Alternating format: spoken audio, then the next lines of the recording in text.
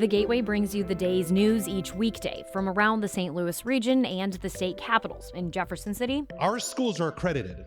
We don't need this bill. And Springfield. How many more years must pass before lawmakers see time is of the essence? I'm Abby Larico. Join me each weekday for The Gateway on the STLPR app or wherever you get podcasts. Out of all the state legislative contests taking place in Missouri this year, there may not be a more high-stakes affair than the 15th District Senate race. And Democratic State Representative Deb Lavender believes she has what it takes to turn a district that includes cities like Kirkwood, Ballwin, and Valley Park blue. Lavender joins us on the latest episode of Politically Speaking to talk about the big issues for the St. Louis County-based district and why she believes she can beat Republican Senator Andrew Koenig. Let's hit the music. This is the Politically Speaking podcast, the definitive show about Missouri politics. It's a little complicated in Bolivar because there is a Parsons family there. But we also knew that it was important to make sure that we got to where we needed to go. You know, if you walk in a room and you're getting ready to make a decision and everybody in the room looks like you need to stop. And right now what happens in the United States Senate is as critical as anywhere else in the country. I really want the state to succeed. Well, we want everybody to know that we're all working together. I just worked hard to try to build my name where I didn't have the money. And welcome to Politically Speaking. I'm your host, St. Louis Public Radio political correspondent, Jason Rosenbaum.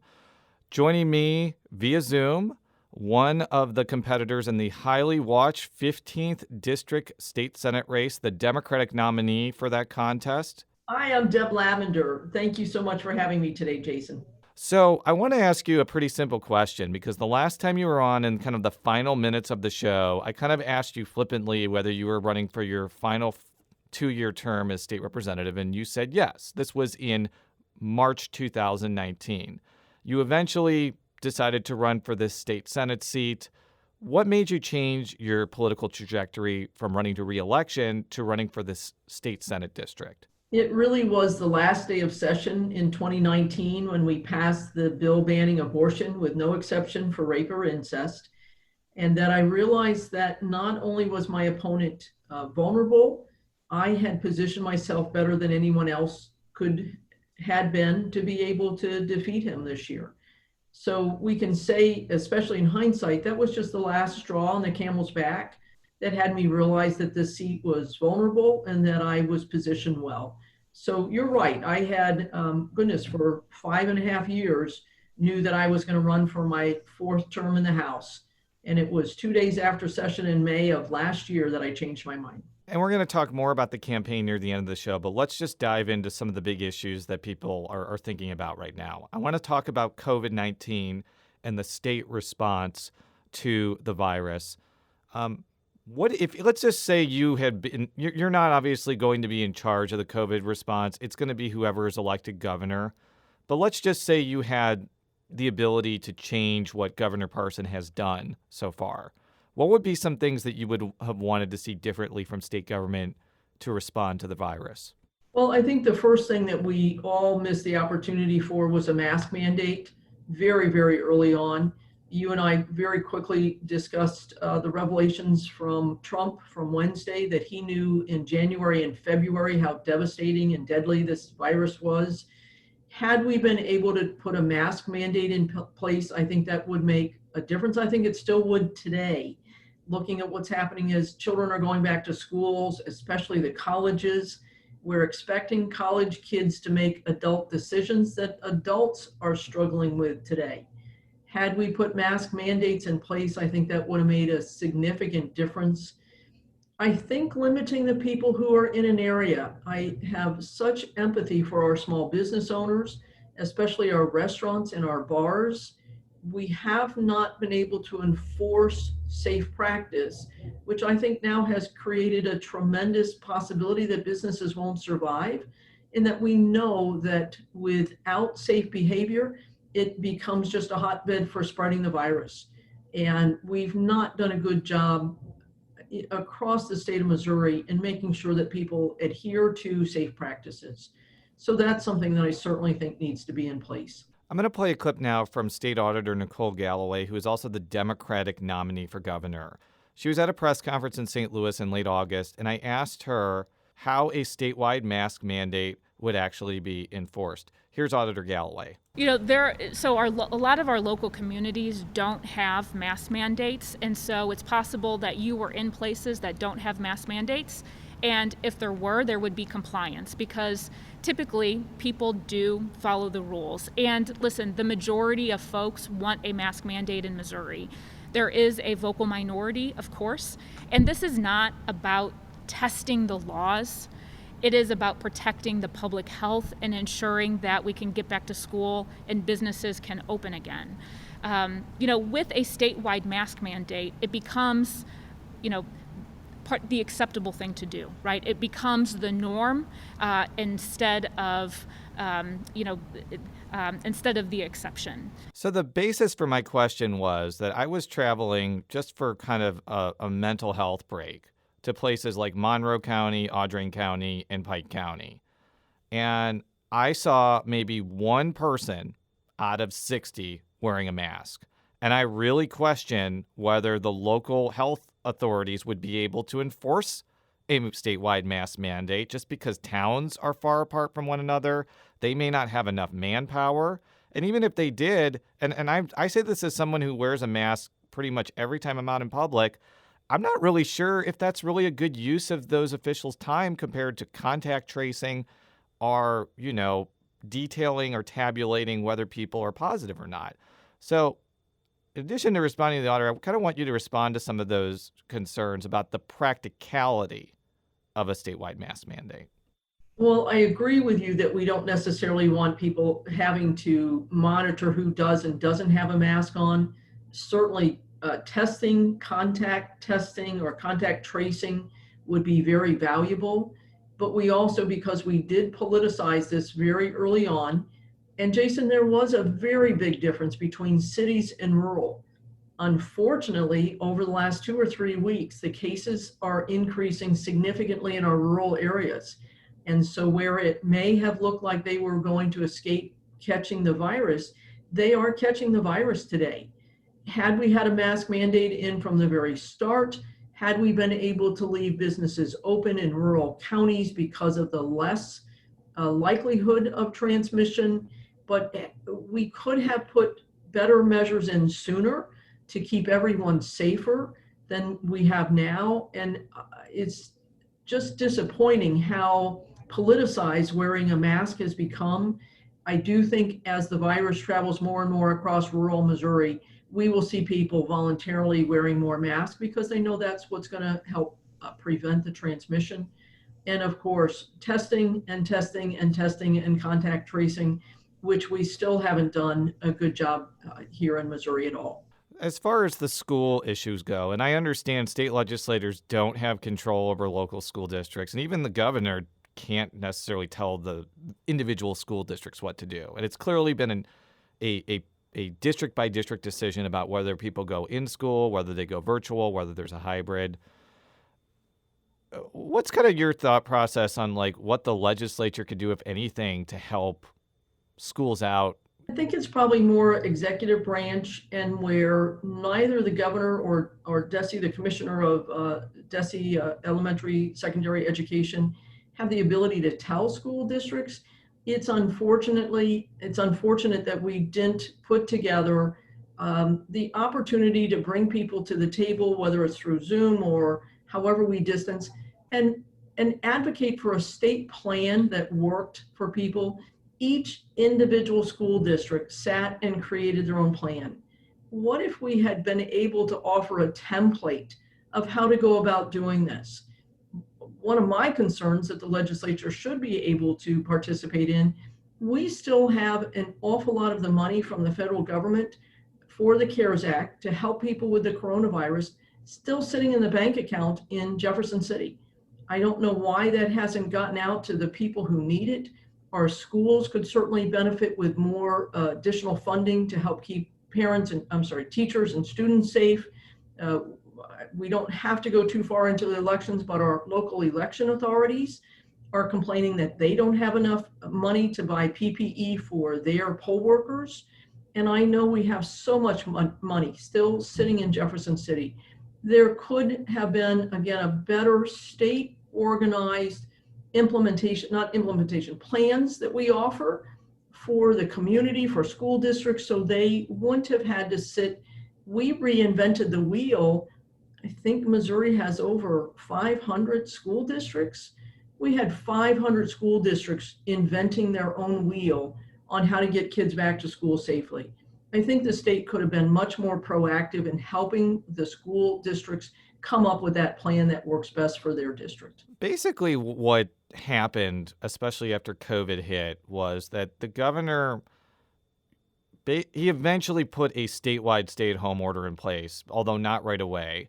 But even that stay-at-home order allowed counties to have flexibility. So, for example, St. Louis County's stay-at-home order was a lot stricter than the state's. And you have situations like even the city and the county's orders are not exactly the same. And then you have like St. Charles and Jeffco and some of the rural areas are much looser.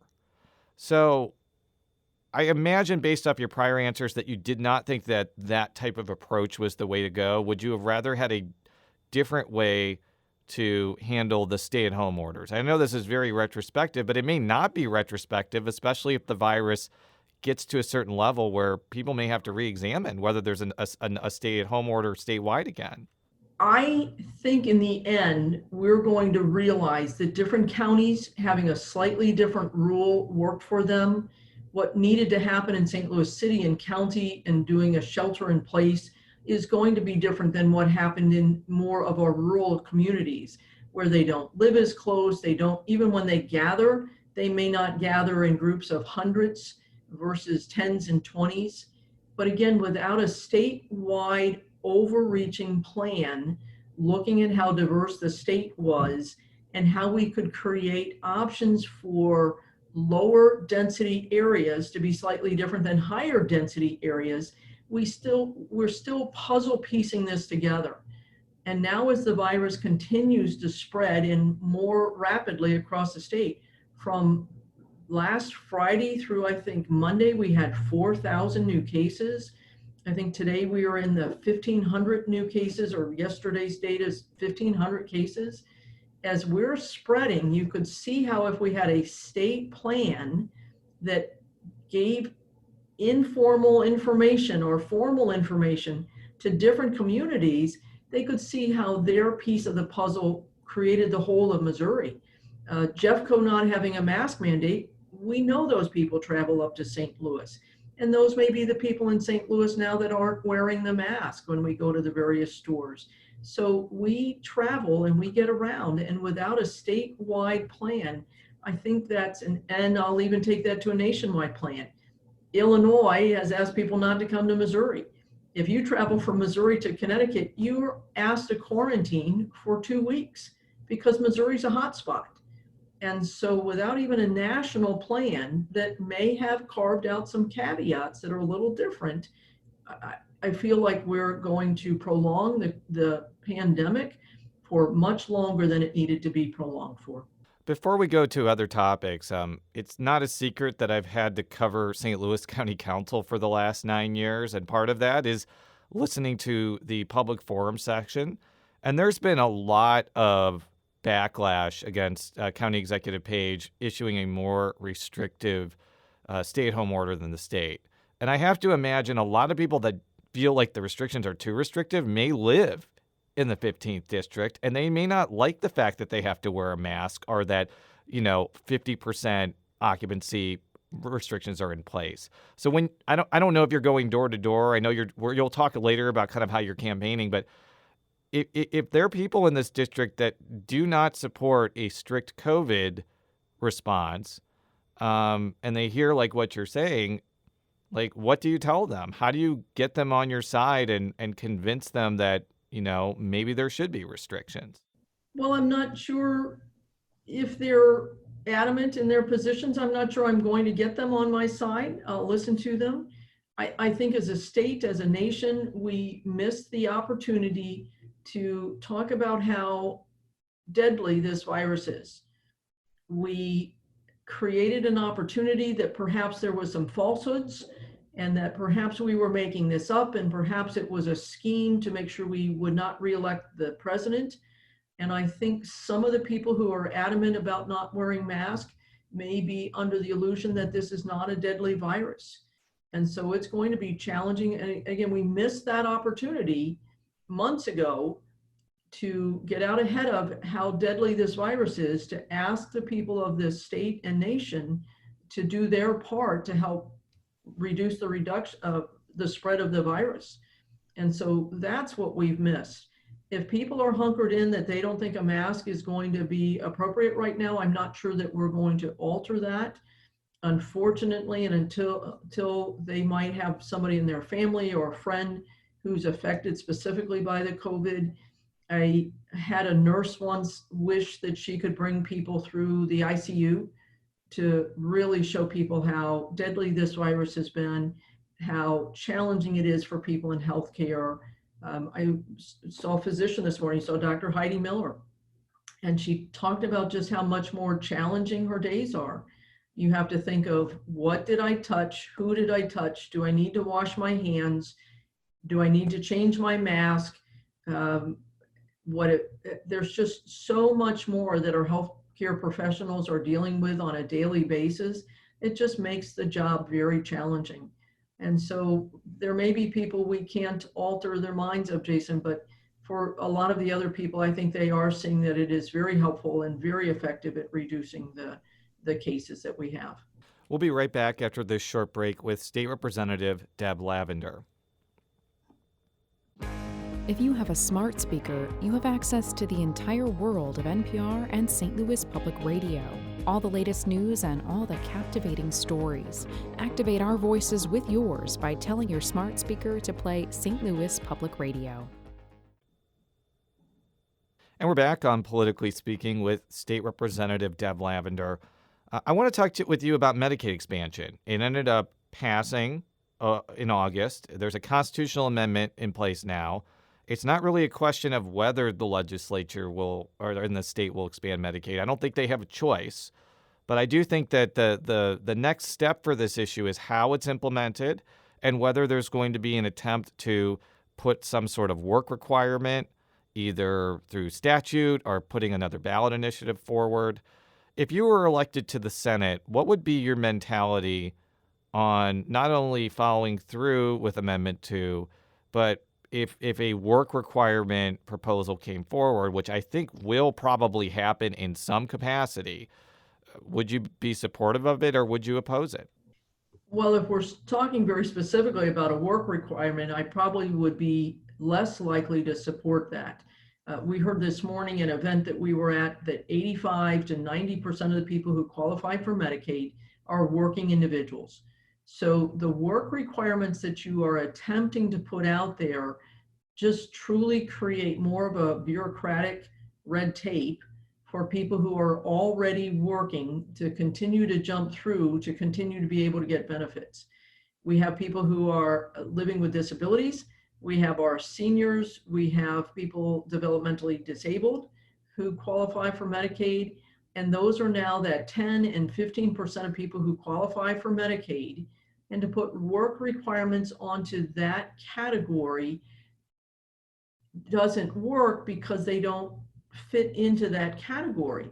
So now you are just really creating bureaucratic red tape to have somebody feel better that able-bodied individuals aren't getting something for free, where we already know today that 85 to 90% of the people who qualify for Medicaid have jobs and are working, and this is the opportunity to give them health care. Now, proponents of Medicaid expansion have said that some of the savings that will come along with it will mean that there won't be like a $200 million upfront price tag. But let's just say that that doesn't materialize and then there's some sort of cost eventually that the state has to put forward.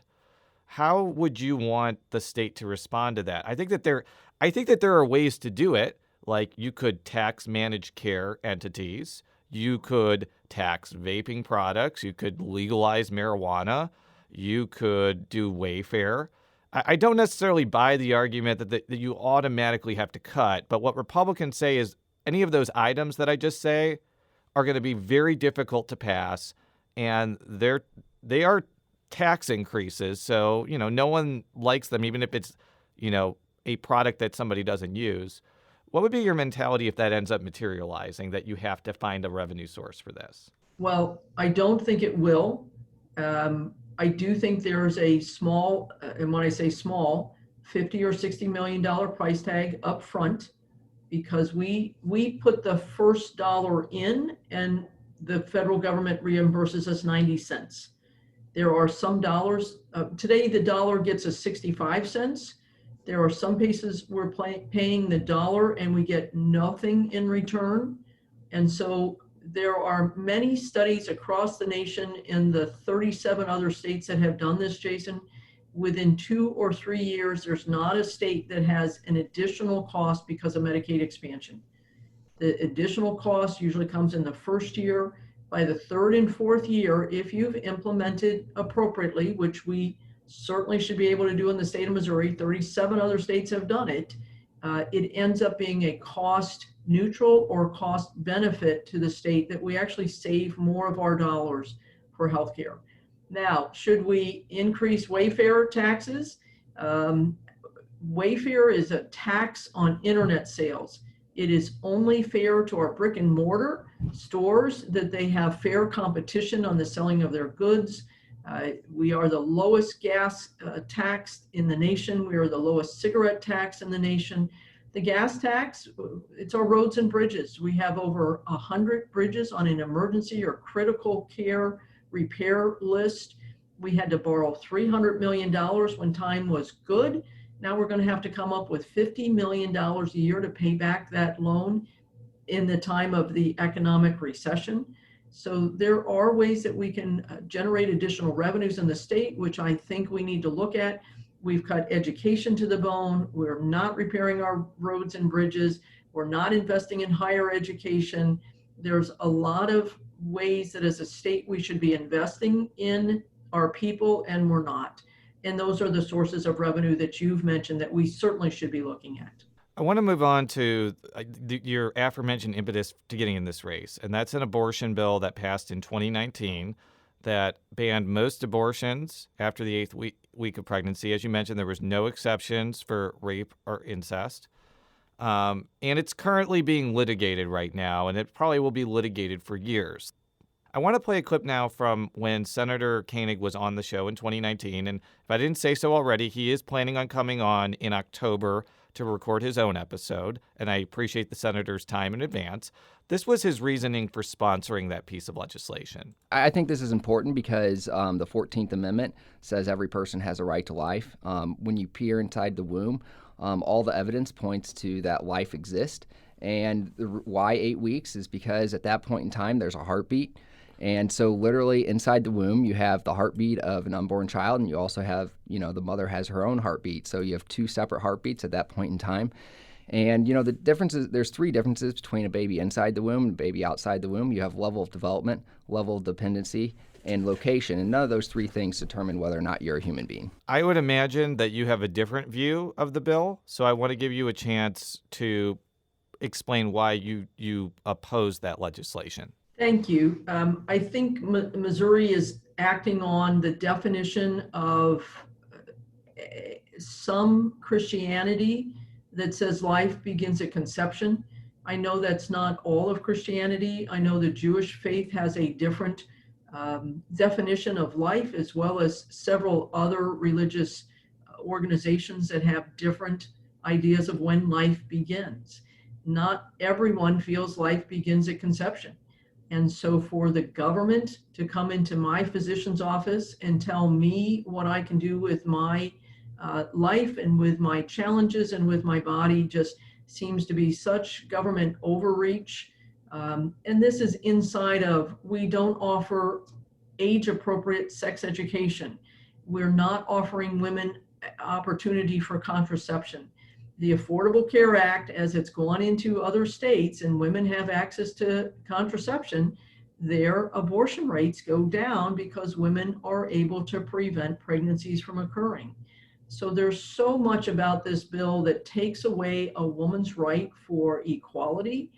And it is an age-old conversation. At the turn of the 19th century or 1900s, women were asking for contraception, and we're truly doing the same thing today with the Hobby Lobby case and some of the other cases that are coming out of the Affordable Care Act, that we truly are deciding that women don't get to have contraceptive coverage as part of their health care. And this tremendous turn back at least 50, if not 100 years, is just outrageous to women wanting to have the control to live their own life. One of the one of the points I've always really been fascinated with is we're so concerned about the life of the fetus at 6 weeks that we have now completely disregarded the life of the woman that this is occurring in. We don't care if the woman's been raped. We don't care if she's been made pregnant by a family member. We don't take into consideration her mental aspects, her physical aspects, what she wants to do with her life, and to completely eradicate the importance of the woman who is in a pregnant situation is just outrageous to me, that we have never seemed to consider that life as valuable as the other. And so those are the reasons I just don't think it's appropriate for the government to figure out what and how to sit in my physician's office with me to make those type of critical decisions. I asked Senator Koenig how his sponsorship of that bill was going to affect his bid for re-election. It's a polarizing issue. So, in areas like Ballwin and Fenton and Wildwood, they're very strong pro-life, and in areas like Kirkwood, might lean more pro-choice. So how do you think that this issue is going to play in a district where clearly the differences between you and Senator Koenig are going to have different reactions depending on where you go? Well, I think that's fair. There are people that have never voted for me because of my pro-choice stance. We do have those one-issue voters, and that is their issue, and they're passionate about it. So I've had people since I've started running for office that will never vote for me because of that issue. I think overall, the senator might be over-exaggerating how many people are truly pro-life with no exceptions for rape and incest. I think there are an awful lot of people that feel that that bill stepped over the line.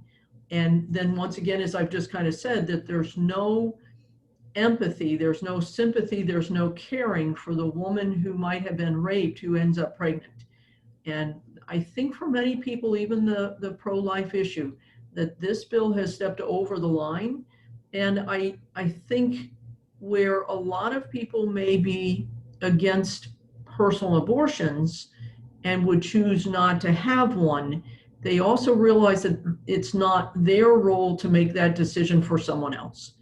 And that's where I think you're going to parse this difference. And I think he might be feeling that there are more people in Senate District 15 that agree with him than with me on that one issue. So here's why I think this race is so compelling. You have two candidates with two very distinct sets of views on things, and neither you nor Senator Koenig are afraid to express those views, which I think is great on both hands. I like the fact that both of you are very sure in your philosophies and are willing to own it, even when you're in a competitive race. That doesn't always happen in Missouri. And the other thing that is kind of similar is both of you two have really strong reputations of being just fierce campaigners. Every race that Senator Koenig has been in that's been challenging, whether it was against Shamed Dogan in 2008 or whether it was against Rick Stream in 2016, people didn't think he was going to win, and he won primarily because apparently he is a fierce door-to-door warrior. You ran for your seat 3 times and lost. Then you won. Your seat is now solidly blue. You have a similar reputation. So, how do you think you're going to come out in this contest against somebody who seems very similarly hardworking as you, and is not going to go down without a fight, basically? Well, it's good to be matched in that capacity. One of the things we have seen, and I'm sure you follow this, is where door knocking is a big part of a campaign, so is raising money. And if I don't have the money to get my message to voters, It's just not possible to knock on every door in a Senate district. And especially with COVID, it just hasn't been possible to do that. And so a lot of the campaign comes down to how much money you've been able to raise to be able to get your message to voters, whether that's on TV, whether that's in the mailbox, whether that's on radio or whatever. So I have consistently out fundraised my opponent since I got into this race. And so I probably have close to twice as much money in the bank that he has at our last reporting, which was a couple of weeks ago. And so I think that demonstrates that I've taken the edge on him in the fundraising opportunity. We have started sitting on street corners with people holding signs that say Deb Lavender's running for state Senate. And so it is our way to get out into the district, to message with people, to have people see that we're there, and to show them that we're working hard to win this seat. Certainly the virus has made campaigning very different. We have a cute item on my Facebook, Deb Lavender for state Senate. I'm not knocking on doors, but I am walking the district. And I'm carrying a yard sign, so you know I'm not an accidental walker in your neighborhood. And if you're outside, I stop and talk to you. And it's been terrific. We are seeing 30 to 40 people every night that we're out. And so it's very similar for me as far as contact with voters, and I'm enjoying that, getting to see the district. There's a marvelous Veterans Memorial down in Fenton near the ballpark that I truly wasn't aware of before. That we have a Veterans Memorial just north of our district in Manchester. So being able to see this district as I'm walking through is just extraordinary, the unique neighborhoods that we have.